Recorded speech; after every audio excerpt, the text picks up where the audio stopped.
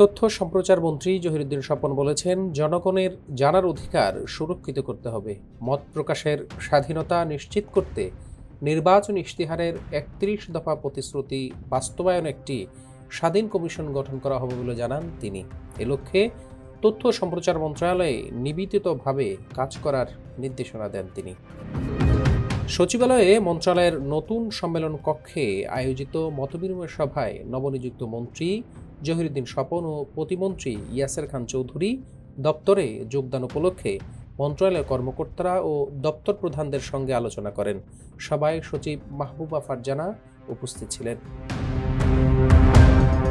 মন্ত্রী বলেন, কার্যকর তথ্য ব্যবস্থাপনার মাধ্যমে সমাজে ভিন্ন মত সঠিকভাবে প্রবাহিত করাই মন্ত্রণালয়ের দায়িত্ব। নির্বাচনের আগে দেশে ফিরে প্রধানমন্ত্রী তারেক রহমান জনগণের সামনে যে পরিকল্পনা উপস্থাপন করেছেন তার বাস্তবায়নের অগ্রগতি যথাসময়ে জনগণের কাছে তুলে ধরতে হবে। তিনি আরও বলেন, প্রযুক্তির বিকাশের সঙ্গে সঙ্গে সত্য প্রকাশের যে চ্যালেঞ্জ সৃষ্টি হয়েছে তা প্রযুক্তির মাধ্যমেই মোকাবেলা করতে হবে। এক্ষেত্রে নিউ মিডিয়ার শক্তিকে কার্যকরভাবে কাজে লাগানোর উপর গুরুত্ব আরোপ করেন তিনি। সভায় তথ্য সম্প্রচার প্রতিমন্ত্রী ইয়াসের খান চৌধুরী দেশের স্বার্থে সবাইকে ঐক্যবদ্ধভাবে কাজ করার প্রত্যয় ব্যক্ত করেন। মতবিনিময় ও পরিচিতিমূলক সভায় নবনিযুক্ত মন্ত্রী ও প্রতিমন্ত্রীকে ফুল দিয়ে শুভেচ্ছা জানানো হয়। এদিকে দপ্তরে যোগদানের প্রথম দিনেই মন্ত্রী রাতে বাংলাদেশ টেলিভিশন বিটিভি পরিদর্শন করেন। এ সময়ে বিটিভির মহাপরিচালক মোহাম্মদ মাহবুবুল আলম তাকে ফুলেল শুভেচ্ছা জানান।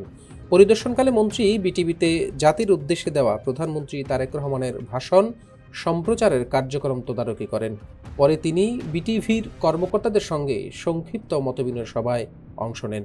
সভায় তিনি বাংলাদেশ টেলিভিশনের সম্প্রচারের গুণগত মান উন্নয়নের পরামর্শ দেন এবং প্রতিষ্ঠানটিকে যুগোপযোগীভাবে ঢেলে সাজানোর প্রয়োজনীয়তার কথা উল্লেখ করেন। জনগণের প্রত্যাশা পূরণে আন্তরিকভাবে ও দায়িত্বশীলতার সঙ্গে কাজ করার জন্য তিনি কর্মকর্তাদের আহ্বান জানান।